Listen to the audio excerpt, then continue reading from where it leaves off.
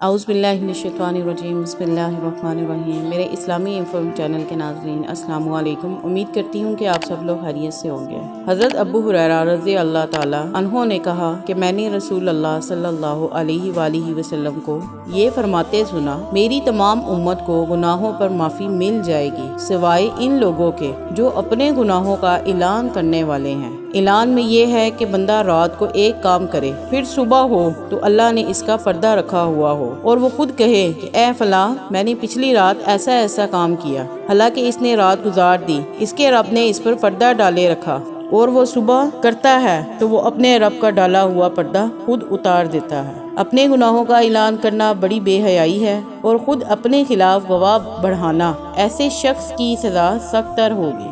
اللہ سبحانہ و تعالی ہمیں اپنے گناہوں پر ندامت کرنے والا اور پردہ پوشی رکھنے والا بنائے اور ہماری سب خطائیں معاف فرما دے، آمین۔ میرے چینل کے ناظرین، یہ جو میں نے آپ کو انفارمیشن دی ہے صحیح مسلم کی حدیث سے دی ہے۔ اگر آپ کو میری انفارمیشن اچھی لگتی ہے میرے اس چینل کو سبسکرائب کریں، میری ویڈیو کو لائک کریں اور شیئر کریں۔ ملتے ہیں نیکسٹ ویڈیو میں، اللہ حافظ۔